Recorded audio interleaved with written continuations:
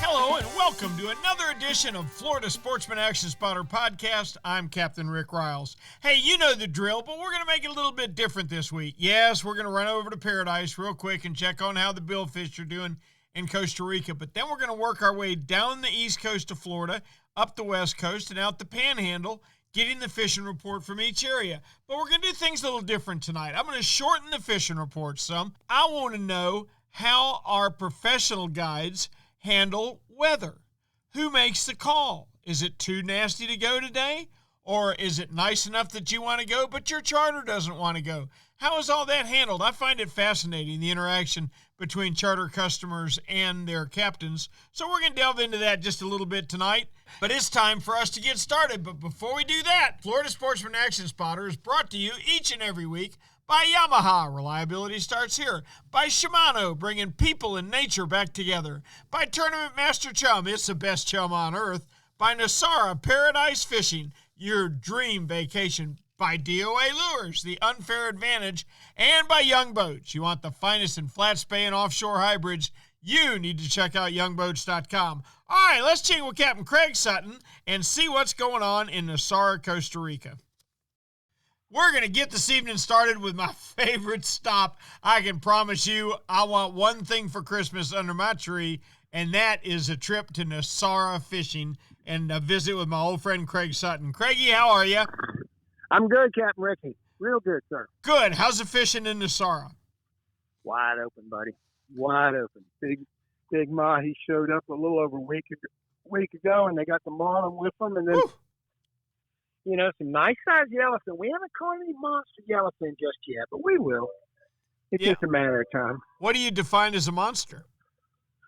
Anything over 100, Yep. 150, Last year between May and August, caught 7 that we caught that we felt like was between 180 to 200 pounds. Well, you lost a lot more if you caught 7. I can promise I you know, they are bad animals. Hey, Craig, I got a question for you. Yes, sir. How many charters does your operation run a year? A little over 800. About 900 to 1,000 on a good year. I mean, that's what we're hoping for this year. We'll do 1,000, but we did 756 last year, the year before COVID. I know that you guys are almost always blessed with great weather. It's one of the reasons I love going there. But when you do get that rare breeze that is just too tough for your boats to handle, whose call is that? Well, because it's such a rare occasion, we don't really have any defined rules on that. We kind of let the client make the call, but and sometimes the captain will make the call before the client. But generally, the client's the one that's first screaming, "Take me in," or "Let's pull the plug on this." I see. Okay. All right. And if they say, "Let's pull the plug on this and turn around," even if you're on the way out now, they owe you for a day's fishing then, right? Yeah, technically by the contracts they do, because it says right in our agreements, you leave port, that's it. You've got your day of fishing. But we're not that hard on them. We usually work something out with them, rebook them, later in their stay or something like that. We'll work it out with them. Okay, but if a customer it's a bad day and the customer makes a call to go in, then you usually try and reschedule them another day, right? Yeah. Okay, yeah. Well, that's good because we went almost 40 minutes with absolutely no bites during one of our days down there last year. So I'm figuring, we shouldn't get charged for that. We should get another day, shouldn't we? Yeah, you might. I think so. No, I'm talking about for weather. I know. And I was picking at you. But I love your policy. If the customer wants to go in, that's their call, and I understand that. I know how tough your captains are. I know they will stay out there on a rough day if the customer wants to. That's for darn sure.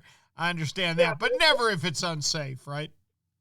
Yeah, we're not going to take anybody out if it's unsafe. But it's just so rare for us. And, we're the only operation that fishes past April, where most everybody in Central America shuts it down about middle or late April, for sure by the end of May. and they're not even fishing. So we're fishing. That's when if we're going to have a trip, we call because of weather. Generally speaking, it's in that time frame, and it's usually because of a localized storm or something like that. I see. All right, real quickly, what weather app do you trust the most? For me here, I'm a wind finder guy. I am too. I like fish weather, but I also like wind finder. Craig, that is. Yeah, I've never seen wind finder be off even slightly. You know, they're spot whatever they're doing, and you know, we both have a good friend of ours that's married to a weather girl, and she gets a little upset when I tell her I use wind finder, but you know, but yeah, I think they're dead on it, especially out of Jacksonville here. I think they're dead on, and the part I appreciate so much is they go by the hour. You know, it's not tomorrow, you know, here's how the day's going to be. It's how it's going to be at 10:30 tomorrow. So is what I really appreciate. I think absolutely. And there's a lot of days out of here that it may be bumpy in the morning, but then by 11 or 12 it starts laying down, and you know, you'll really have a pretty good day on the water outside of a little bumpy ride out. We see that very often. You're right. Craigie, we appreciate it as always. Please tell me we can check with you next week. All right, Captain. All right, Thank buddy. you, sir. Look forward to it. Craig Sutton from Nosara Paradise Fishing. What a great Christmas present. Put a gift certificate to Nosara in somebody's stocking and watch them go crazy. All right, that means it's time to head up to the northeast corner of Florida and check in with Captain David Voorhees. Our thanks to Craig Sutton for a great report from Paradise. Man, just what they needed, more big mahi. But now the marlin have showed up with them. That's what makes it a dream destination. Now let's get rolling in northeast Florida with Captain David Voorhees. David, how are you? Hey, I'm doing fine. It's not quite as warm as I'm sure it is down in Costa Rica, but you know what? The fishing's been it's been pretty good when you can pick your days. And what I mean by that, you've got to keep your eyes on the weather. You know, we get these fronts come through, these northeasters, these blows. So you really got to pick your days. And man, if you can squeeze a day in, like today, for example, right before a cold front is getting ready to hit you, you're going to have some pretty good fishing. And that's exactly what we had today, a good day of fishing. But, you know, with that being said, the water temperature, Rick, has not gotten that close, 65 degrees, which, you know, still in that good number we like. But I'm afraid after this next little cold snap and the wind, you know, it's going to drop that water temperature a little bit, could slow these fish down for us for the next week. But that's not going to stop me from going out. Time to get on these mud flats when we get these bright sunny days. This time of year, I concentrate on fishing in the middle part of the day when it's nice and warm. Yep, and it warms that water up that's on top of the mud. You're absolutely right. Hey, David, this time of year we are so susceptible to weather. What weather apps do you like? Well, I keep a couple of them, but I think my favorite one I use is called Fish Weather. And it gives me the winds. It gives me a little bit of everything, you know, all the way on down to even a satellite picture. I like using that satellite image because a lot of times you're going to see these fronts because most of the fronts that come through are going to have a line of thunderstorms or something with them. Yep. You know, so I like to be able to see a satellite picture for one thing, but I do like looking at that wind direction. And it's really funny, you know, because a lot of times you'll see this wind, you know, you'll see those wind directions where it clocks right on around just before these fronts come through. And usually when that wind's clocking around, moving around, those are actually some pretty good times to fish. Usually though, but after that wind comes through, like tomorrow, for example, you know, I'm afraid it's going to be shut down tomorrow. I think we're going to have heavy winds, clear blue skies, you know, conditions I don't like to see. All right, let me ask you a question. When that happens, how are you handling tomorrow? Are you going to cancel tomorrow? Are you going to show up at the ramp and see what the guy wants to do? What's your policy on that? Well, I'm going to lay it out to him first of all. I'm going to tell him the conditions, the situation, and just see how he feels. Most of the people are going to go with my lead and say, well, Captain, if you don't think it's going to be good fishing, and then we'll call it. We'll do it another day. And and usually they'll go with what I ask, what I say. The final decision goes down to me, but I break it into two different categories. Is the weather just bad and going to be tough fishing, or is it dangerous? Well, now, when it comes to dangerous, I make the final decision. There's no, hey, we're calling it, if you've given me a deposit, you'll get your deposit back, so forth. But, I make the call when it comes to the dangerous situations. My cutoff when it comes to the wind is at 30, So let's say I get a day where it's blowing around 15, but I really don't like the high pressure has set in on us. We got cold conditions. I have fished the last 4 or 5 days, and I just got to feel that these fish are going to shut down. And they normally do when you get these like today's a prime example, Rick, cloudy, overcast day all day today. And then all of a sudden, boom, here comes that line of blue sky, and the winds picks up, and you can feel that temperature dropping. So I got to make a call. Matter of fact, I'll be on the phone right after I hang up with you. I got to make a call with these guys.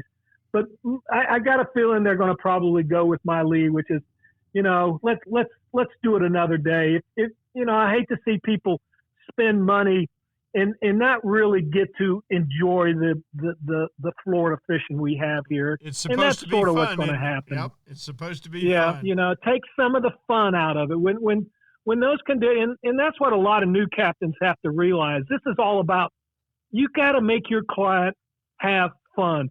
And Captain George Strait taught me something years ago that, if your people aren't having fun, don't think they're going to come back to you the next time when they want to go fishing. Yep. It's all about having fun. And you got to, and if you feel like, golly, I don't want to be out there, it's going to be cold, it's going to be miserable, then don't think your clients are going to don't do it just for the money, because you're going to lose it in the long run. Oh, yeah. No doubt about it. You're absolutely right. Don't lose that customer. David, that's very well said. I appreciate it. Please tell me we can check with you next week. You know where I'll be, Ricky. All right, Cap. Good going on your day, and we'll talk with you next week. Captain David Voorhees. Now, let's slide on down to East Central and check in with Captain Jim Ross. Jimmy, how are you? I'm doing fantastic, Rick. Good. First off, how's your fishing? Fishing's been pretty good the last 2 days. Yeah, what's biting? Well, we got some trout. We got some redfish. The black drum up in the Ponce Inlet area are pretty strong right now. The guys that are getting offshore are finding that the bottom fish out on the 27 fathom, for those guys that have bigger boats that can get out there, out on the 27 fathom ridge, the gag grouper are biting pretty good right now. So, there's not a lot of fish in the mid-reach and not a lot of fish on the beach, but those farther fish offshore out on the cones are doing pretty good right now. Good deal. Now, this is just about – our water temperature up here is 65 in the inland waters. What is it down there? It raised all the way back up to about 73 as of today. Okay. This cold front obviously is going to drop it back down. But here's the thing. Full moon, cooler temperatures, later afternoon bite. You don't have to be on the water first thing in the morning. All you have to do is get you some cut bait and get out in those afternoons, find some wind-protected areas that have mullet around them, and you will find trout, redfish, and snook. Now, the snook are a little fussy, but the redfish and the trout have been pretty predictable and they've actually been very cooperative, especially from about 2 o'clock to about 4 o'clock in the afternoon. Yeah, I think trout are much happier in a little cooler water than what redfish and flounder and others are. I think we get more trout and drum this time of year and less flounder and redfish, even though we still get plenty of reds, but not as many as we do in the summertime. Hey, Jimmy, let me ask you a question. How do you handle weather on your boat? Let's say tomorrow it's calling for, 15 to 20 knots of wind, and you're thinking we shouldn't go, but your customer says, oh, come on, Cap, I really want to go. How do you handle that? Well, a lot of times I'll tell them, lower your expectation bar. I know you've got it way up in the clouds right now, but lower that bar down because your expectations need to drop because the bite's probably going to drop when you get, especially not so much in the summertime, but especially in the fall and winter, when you get wind, it's because it's a front.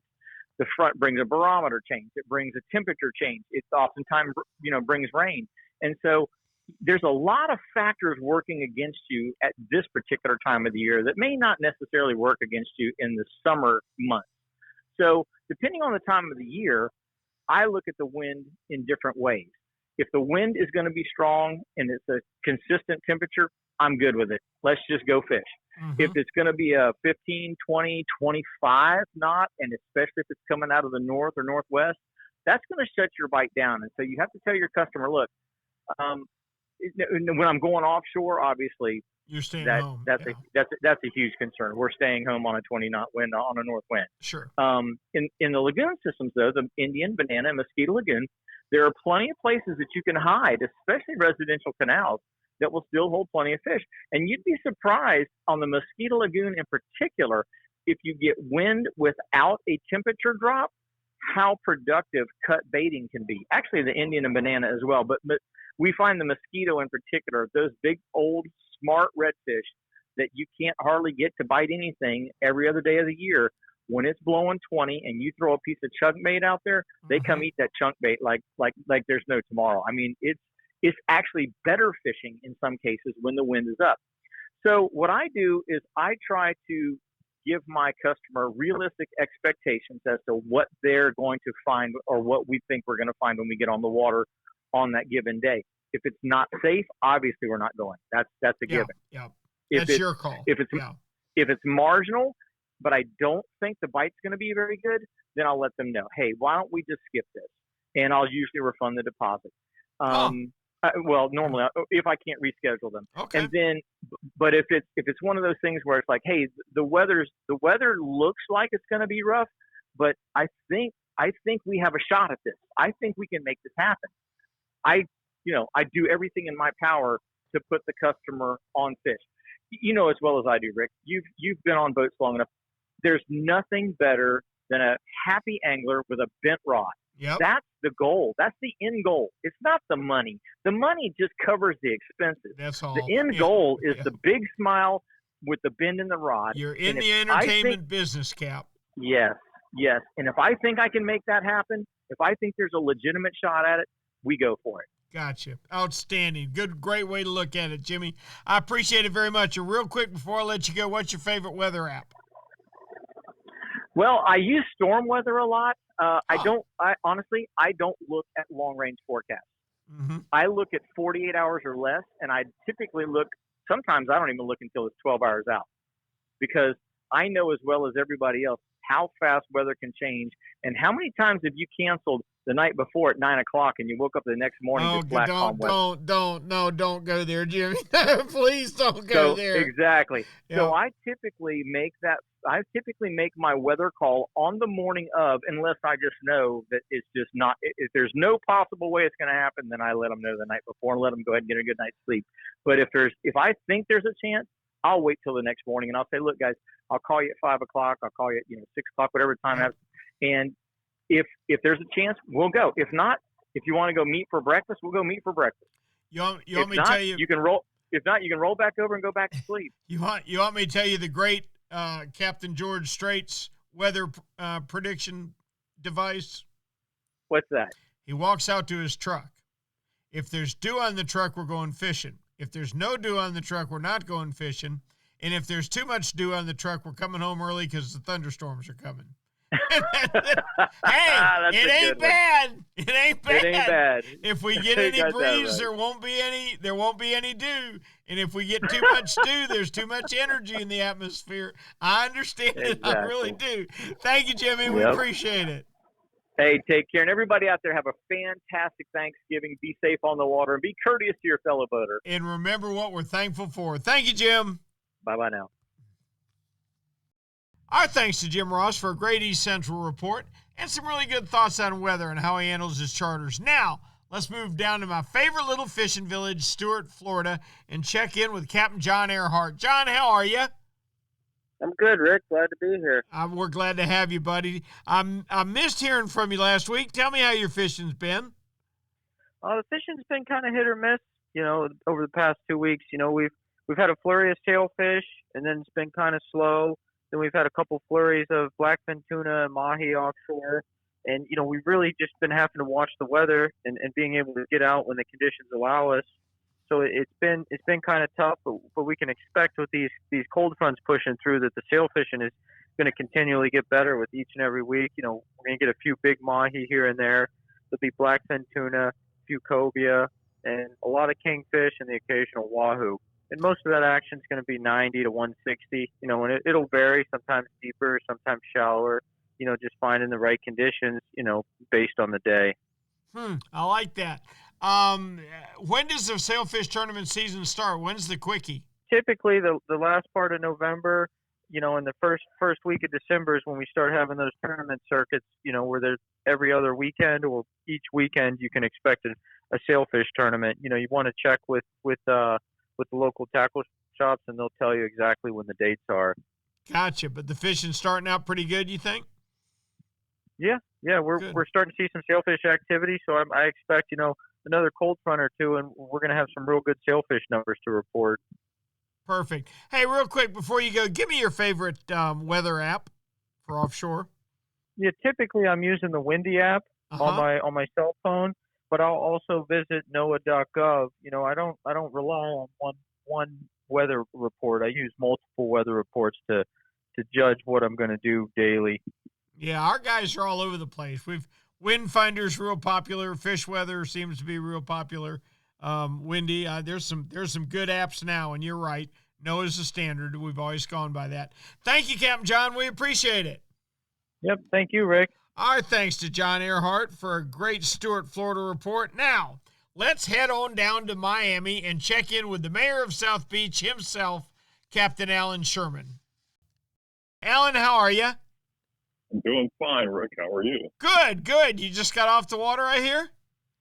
Got off the water, boat's in the driveway, in the process of cleaning it. And then I get out there first thing in the morning tomorrow and hope that the wind doesn't blow us off the water because it is forecasted to blow tomorrow morning and through the day. But the fishing's been pretty good. What are you catching?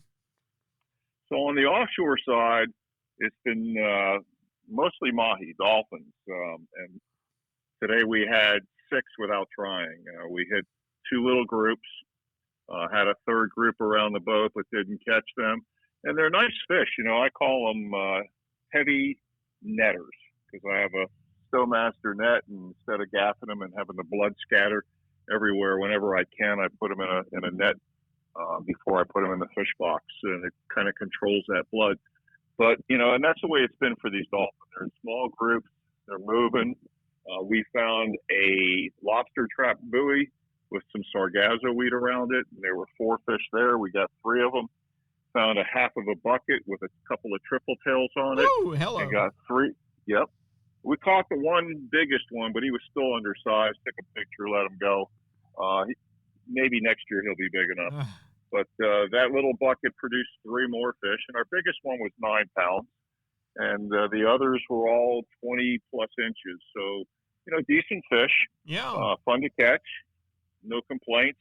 And that was on the offshore side. Those fish we caught in 500 to 600 feet of water. Mm-hmm. A lot of birds out there, but the birds really weren't on the fish. They were more following us. We had a live well full of pilchards, and we were chumming, and they were picking off the baits. But closer to the reef, there's quite a few kingfish, small ones, and fish up to about 15 pounds. A lot of bonitas, and they're chasing the ballyhoo schools in shallow. We did get a ballyhoo on a bonita on an artificial lure, which was fun. And then closer to shore, there's Spanish mackerel, a few bluefish, and of course the Jack Crevalle's, snook and tarpon in the inlets. Inshore and the patch reefs, there's groupers, gags up to 10, 11 pounds, catching them on artificials and live baits. And there's Spanish mackerel and bluefish in some of these spots, a lot of Jack Crevalle's and blue runners. So there's plenty of action when the conditions are just right. And they've been. You mentioned tomorrow that you're expecting a lot of wind. Yeah. Now, have you canceled your charter? Is that call up to them? Or how do you handle that situation?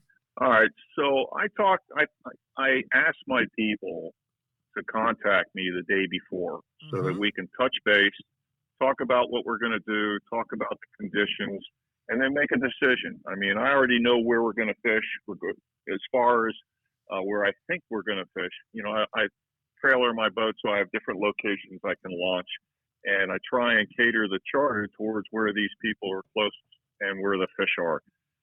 In this case for tomorrow, my guys got nervous when they saw the report because it could be anywhere from 10 to 15, could be 15 to 20, could be 25, and it could be gusts to 30. We really won't know. And the wind is blowing north-northwest. We have a front that just partially pushed through. The winds have changed. The temperature's dropping. But, you know, this in South Florida, we have areas that we can fish comfortably on these. On the ocean side, the beach side, there's plenty of protection. And on the inshore side, the west side of the bay, we get plenty of protection. So, you know, these guys were nervous. I talked to them because they wanted to cancel yesterday. And I said, look, you know, and literally they weren't thinking about the possibilities of me losing a trip. They were just thinking that they wanted the perfect conditions for that charter. And, you know, you don't get perfect conditions on most fishing charters. And often when you do, you don't catch a lot of fish. You know, it's sometimes the worst weather is the best fishing, so you can't predict. So I told these guys, I said, look, you know, I prefer to at least wait till today to make that call.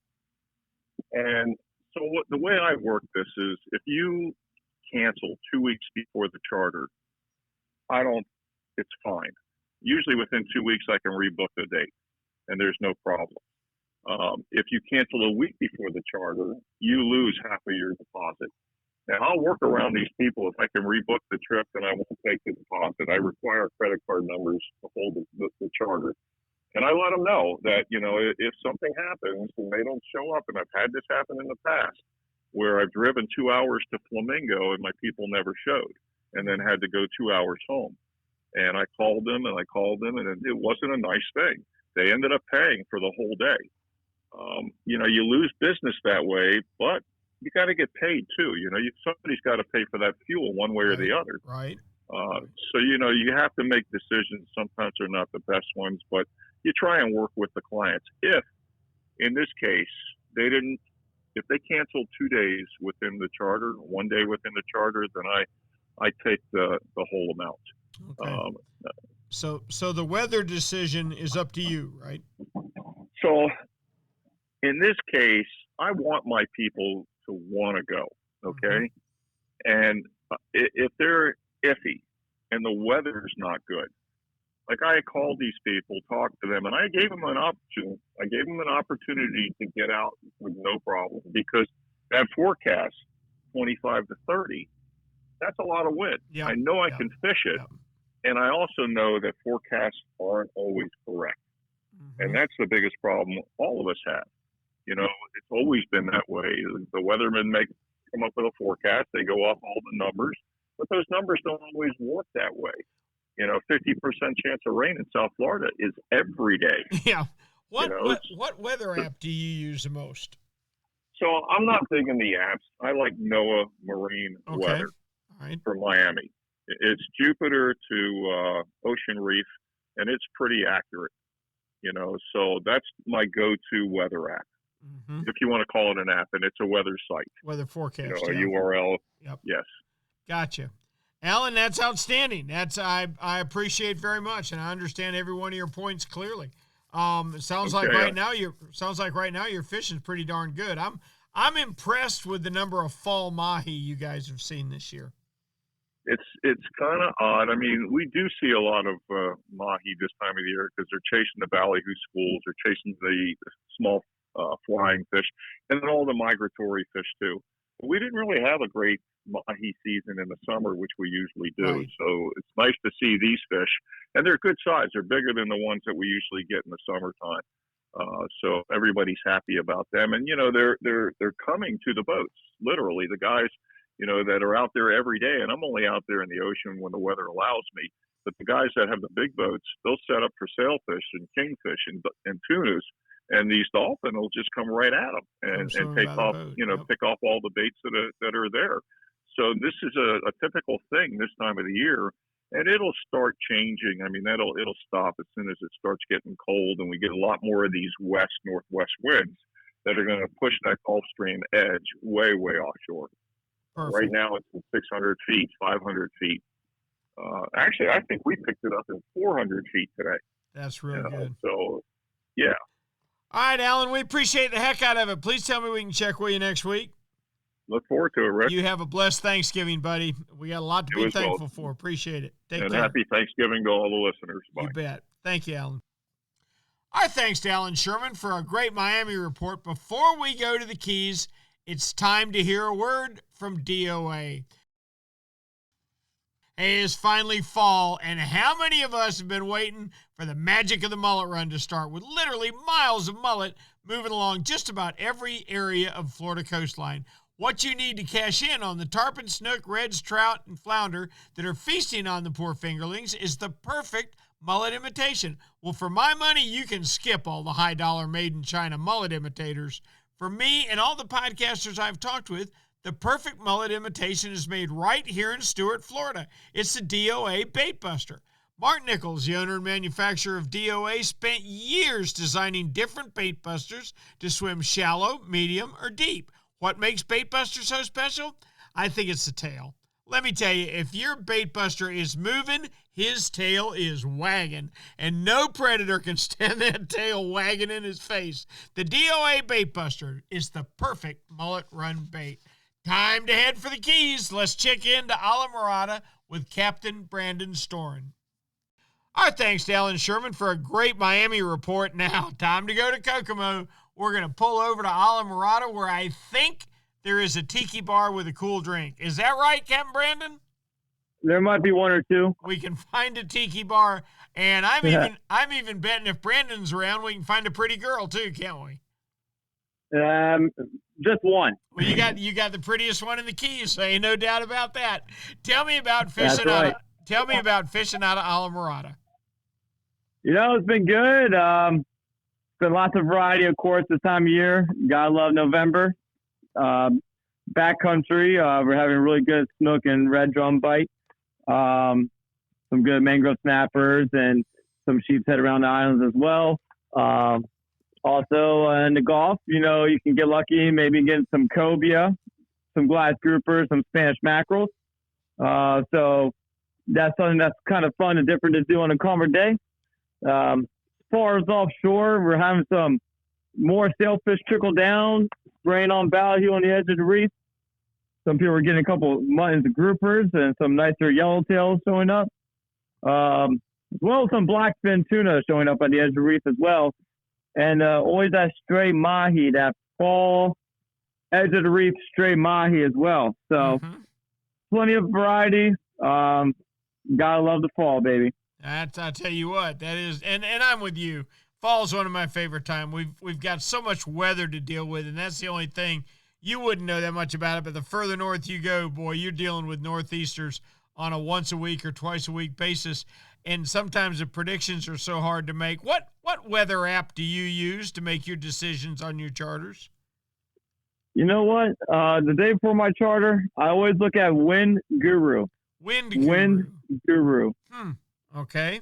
Is that a free app? Like is that one you pay for? It's free. You just go on Wind Guru and search the area you're fishing in. But what's great about it is that it's been pretty accurate for wind direction and wind speed. So it's definitely my personal favorite. But yeah, I've had the best luck with Wind Guru. Gotcha. Okay. Hey, Brandon, we appreciate the heck out of it. Please tell me we can check with you next week. Absolutely. You got it. Captain Brandon Beanstorin out of Bud and Mary's in Islamorada. That's time to go count all 10,000 islands. That means it's time to check in with Captain Steve Dahl. Our thanks to Captain Beanstorin for a great Islamorada report. Now we're going to pull over to 10,000 islands and check in with none other than the great Captain Steve Dahl. Steve, how are you? I'm doing great, Rick. How are you doing this week? Doing fine, buddy. What's up? Quite a bit.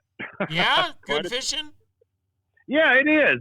Despite some conditions we've had, within the last week, we've had some really windy conditions, sustained winds in that 15-mile-an-hour range for about 6-7 days. And that's going to kind of continue right on through probably another 4 or 5 days. So, but that's this time of year, we're kind of fighting cold fronts every November, starting in November, every couple weeks, if not every week. So got to be expected of that and kind of pick and choose your battles. But it really, we don't get the real major temperature drops. It's not really affecting the bite as much. You just got to get a little creative with the wind. So our offshore bite, is starting to slow down a little bit, and it's more so just guys aren't being able to get out there. The easterly winds are kind of really hindering, making those runs. So the nearshore bite's been a lot more in play, and our big highlight right now is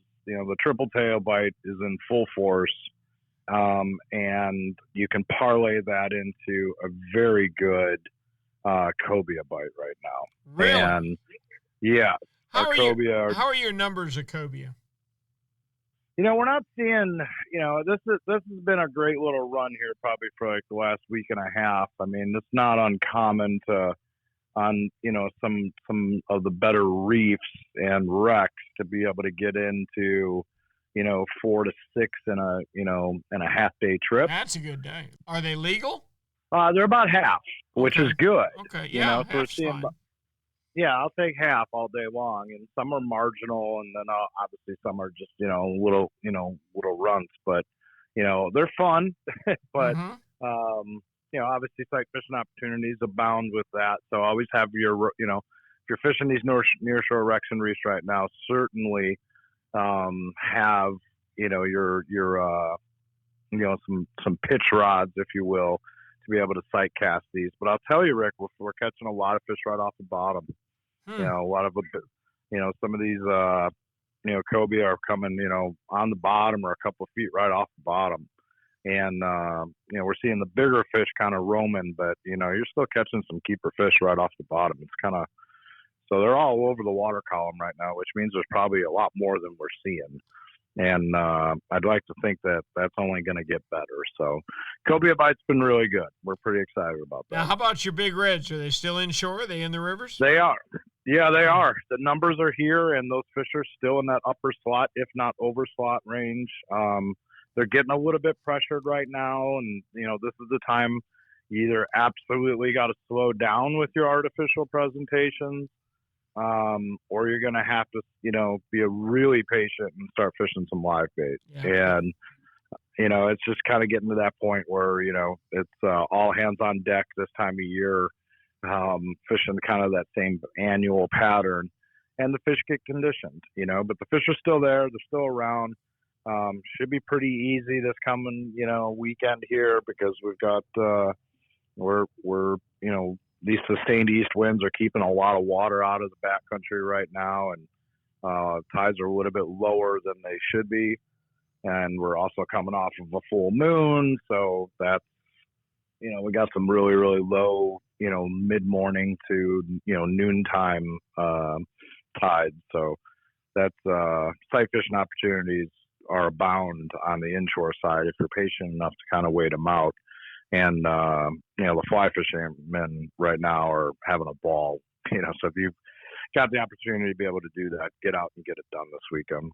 So, yeah, you mentioned wind, and every one of our podcasters tonight has said the same thing. We can catch fish when the wind backs off. What wind app do you use, or wind predictor do you use? I use a couple, to be honest with you. I like Windy. Windy is actually a really good one. I think a lot of guys do like that. But my Radar Pro, the Pro version, will show you, kind of like ISO bars, if you will. They'll show you what direction that wind's coming. And when you parlay that also with weather, like fronts, you can almost anticipate how that front's going to hit you and almost when.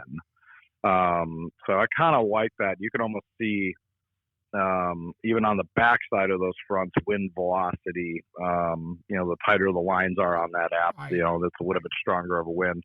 Yeah, and you can literally see that, People need to understand that when you look at isobars, the closer together they are, the windier it is. Once they spread out, then your ocean gets calm.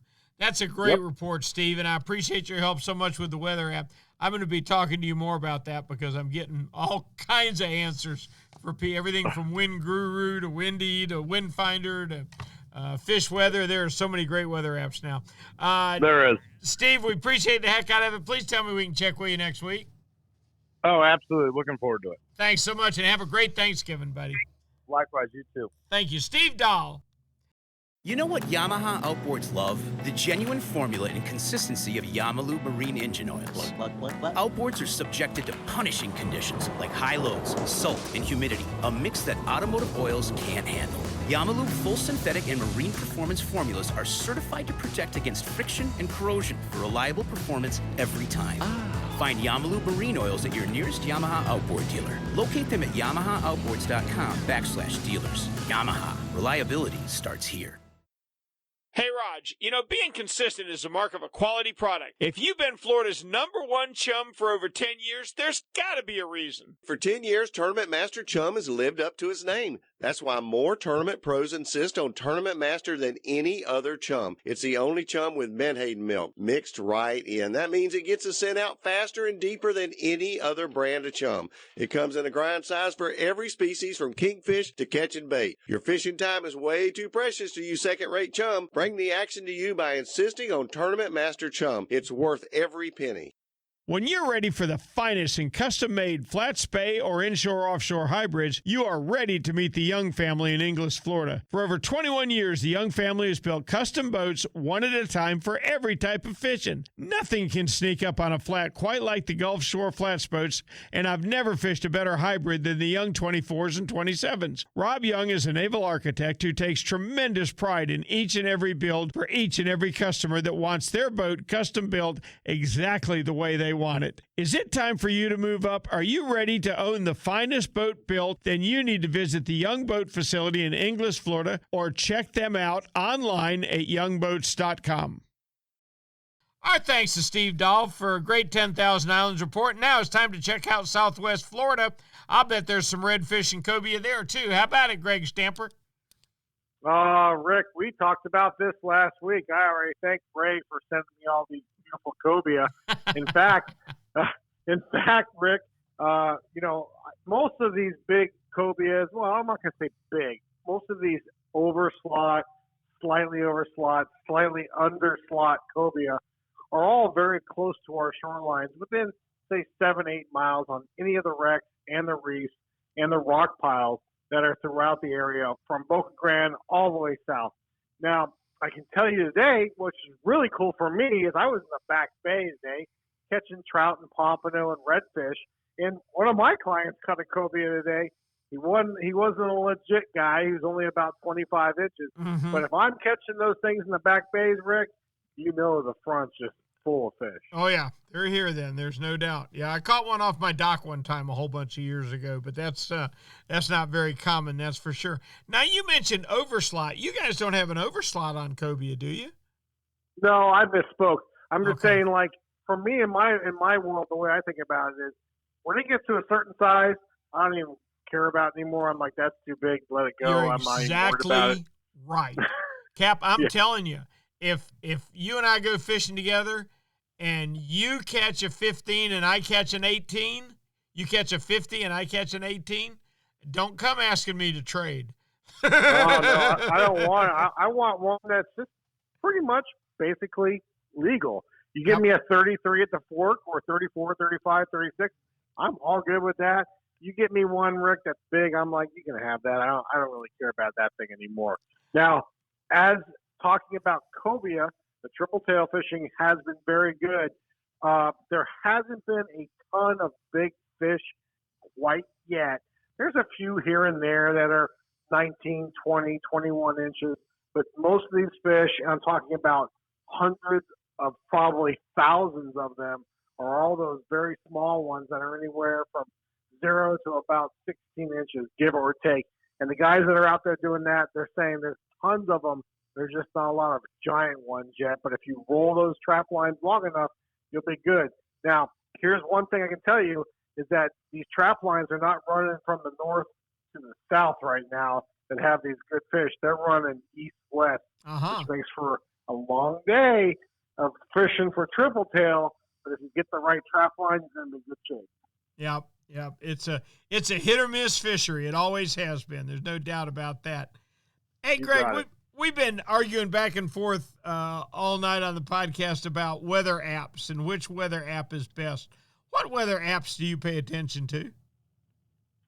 So I use a few, but, I'm mostly a Back Bay guy. Right. So for me, I have there's lots of them, Rick, but I have a lightning alarm that will basically, I can set it to a certain, a number. For me, it's 12 miles. Lightning's within 12 miles. I want to know so I can get back to the dock or take myself and other people to a safe place to go. Weather Underground is great, but I use WeatherBug for most of my just normal weather stuff where I can look at it. But my radar for me is very important because I like to see, just like a lot of people, actual real-time radar. I don't want it to go 10 minutes from now, 15 minutes. I want to see the actual way it's moving when it comes to the radar stuff because lightning is a big deal for me. And weather, I sometimes I'd be like, no, we're going to be good. Sometimes I say, yeah, we got to roll in for a little bit or just hide a bit. So your phone sounds an alarm if there's a lightning strike within 12 miles of you? Absolutely. That's pretty cool. I might have to install that. I'd like to have that. Yeah, you should. I mean, you do have to allow some location services, which could be an issue, but make sure you do it right so that your pictures don't have GPS coordinates, Rick. FYI. Okay. Yep. I like that. Hey, Greg, thank you so much. That's a great report. Greg, we appreciate it. All right. Tight lines, Rick. Take care. All right. Thanks to Greg Stamper for a great Southwest Florida report. Trying to remember, what was the name of that app he likes the best? He has some crazy ones. WeatherBug, I know, being one of them. Let's go up and check out West Central Florida with Ray Markham. Ray, how are you? Oh, I'm a little windburned and sunburned and fog burned and burned out. Today was the day from hell. We've got some wind. There ain't no doubt about that. We've got it up in Northeast Florida, I promise you. Speaking of wind, before we get your report, what's your favorite weather app? I don't use apps on phones. Okay. Not really. No, I use NOAA Weather. I use Windfinder. That actually is an app, I think. Yep. But I just do it online. Windfinder. Yep. I do occasionally use WeatherBug. I use Weather Underground. I use probably about 10 different weather websites. And, all of them are going to vary a little bit because they're weather prognostications. Yep. It's a guess. Yep. Okay. And my best guess is what is on my website when I give somebody a policy that I say I take a deposit. Okay. And if on the day we are supposed to fish, at the time we're supposed to be fishing, that I determine it is unfishable or unsafe, then we either postpone the trip to another date or I refund their money. And if somebody calls in advance to postpone a trip, or postponing is one thing, but, if it's with less than 2 weeks, then they lose their deposit unless I can rebook that date with somebody else for the same time frame. I see. All right. Tell me about your fishing. It sucks. I mean to tell you, I can't put it any more blunt than that. The areas on the west side of Tampa Bay, which I was relegated to today because of the wind and all, we caught like one legal size flounder. Wow. 0 trout, 2 hardhead cats, 2 sail cats, and about 50 lizard fish. But Ray, were they good lizard fish? I mean, were these quality lizard fish? They weren't even quality lizard. They weren't even big. I'm telling you, red tide has just put the hurts on our fishery. When the lizard fish are small, it's a bad day, Cap. That's all I can tell you. You got that right. Golly, man, that's crazy. Now, you guys don't have red tide now, do you? There's no red tide, but the issue is that it killed the majority of the fish here. Yeah. Okay, so all that aside, the best guess that they can come up with is approximately 3 million fish were killed. Wow. And that's based on the tonnage of fish that were removed from the bay that were dead. Wow. That's a lot of fish. So, it's going to take time for this stuff to come back. Now, I can't say this is the same thing on both sides of the bay, because there's areas on the east side of Tampa Bay and South Tampa Bay that are going gangbusters. Mm-hmm. But when a guy stays in Clearwater and has to drive, a half hour or 45 minutes to get to me to the south end of St. Pete, I kind of feel a little weird about telling them, hey, you want to drive an extra half hour, to go where the fish are. So it is what it is. And you just kind of tough it out till things get better, or just make the plunge, tell people you're going to fish across the bay where the fishing's good. That's all we can. Yeah, that's all you can do. Sometimes you got to go where the fish are. Ray, I love it. I love it when people give honest reports. And that's about as honest as you can get with it. Hey, I'm not trying to boost my business here. Right, but I can understand that. Yep, I can understand that. And you really the best policy. You really proved yourself to me when you admitted that the lizard fish were small. That was quality is what that was. That was a quality report. Cap, we appreciate it as always. And with your permission, we'll talk to you next week. All right, buddy, I'm going hunting. Thank you. Have a great Thanksgiving. Catch you later. Bye-bye. Thank you. Our thanks to Ray Markham for a great report. Captain William Tony, are you there? I'm here, and I'm actually downtown Crystal River tonight. Oh, my goodness. I was there today. That's crazy. Oh. Yeah, I sure was. Yeah. I just got off the phone with Ray Markham. He said today was 2 hardhead catfish, 1 short trout, and 100 lizard fish. And the worst part was the lizard fish were small. That's a bad day, isn't it? Well, hey, at least they caught something. Oh, yeah, I guess you can put it that way. How's your fishing been? Fishing's been pretty good up till today. We've had a pretty significant front come through, and it's definitely going to set us back for a day or two. But at this time, our trout bite's been pretty good all around our creek mouths. That's where they've been staging up. Now, this cold weather that we're getting is going to push those snook up into our rivers all the way toward the springs. And I wrote about it in my report today that I sent out. And just, we're coming toward the end of November here. So if you're one that wants to eat a slot-sized snook, now's your chance. But if you are fishing the springs in either the day or the night, be aware that there are new manatee closed areas that they put up here about 2 weeks ago. They put them up early this year because we had some cold weather, and it actually drove them up into the springs. So those no fishing areas are well marked with the white cans, and don't chance it. Don't cast in there. There's people watching, and you will get called on and will get fined. Yep. Well, there's a reason why they've got them closed. I understand that. I really do. Yep. All right.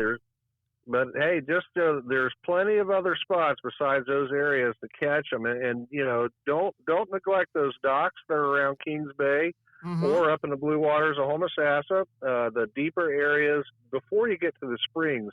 What I found out about snook a long time ago in our spring-fed areas, when there's closed areas, if you go out the night of approaching cold front when it's very windy, a little bit muggy, you can hear that thunder booming from the front coming down, and the tree frogs are going at it up there in the trees, that's when those snook drop out of those springs and they start feeding.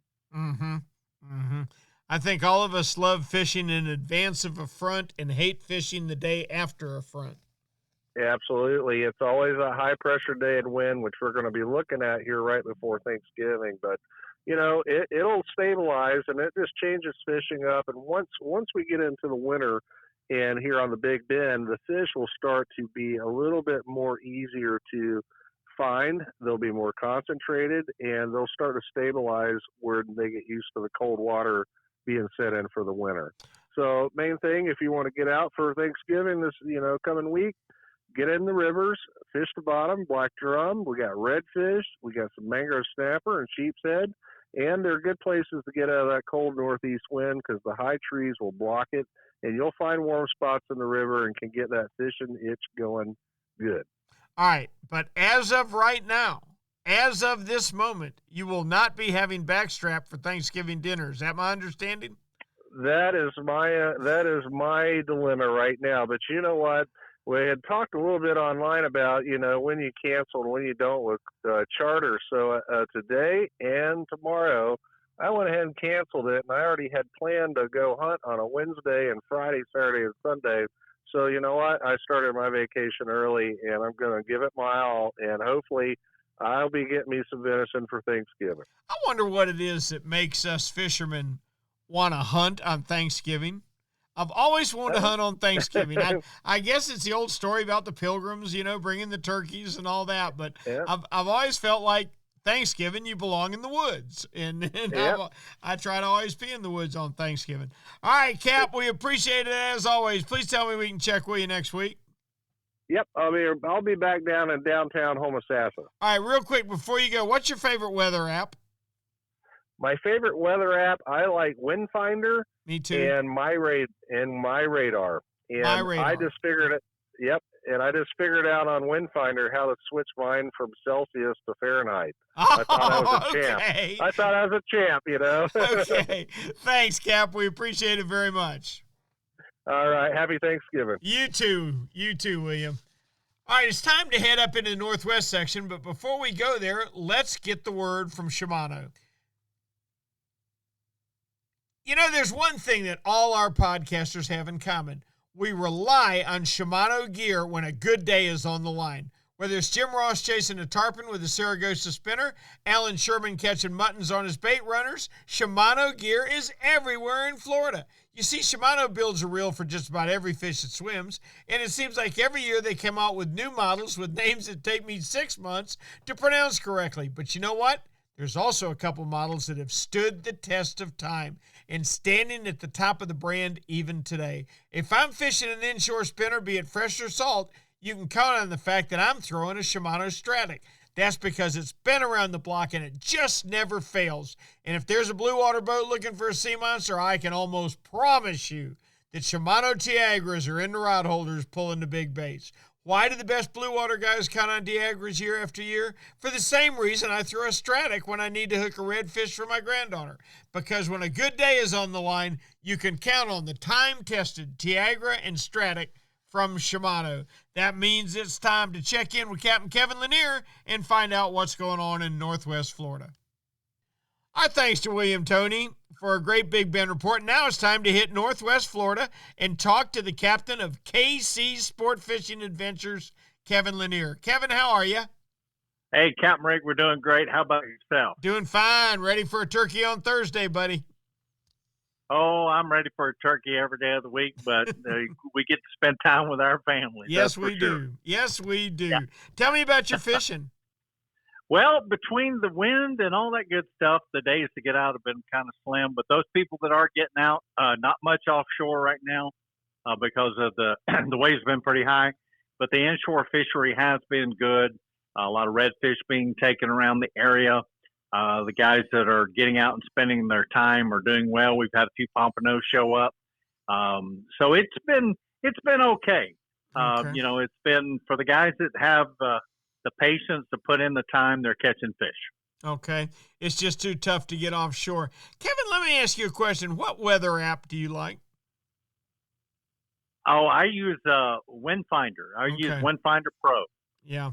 I use Windfinder and I use Fish Weather quite a bit. Or my two go-tos. What I have found is I compare Windfinder and the D.O.A. because I know the D.O.A. is always the most conservative one. And, if they're that far apart, I take in the middle. If they're spot on, I know we're not going usually. Yep. All right. 3 to 5 out of the north. Let's see. That would make it rough for you. 3 to 5 out of the north. You going? Nope. All right. 2 to 4 out of the north. You going? Yeah, we're going to go out and take a look. Okay. All right. Just wondered where you were at.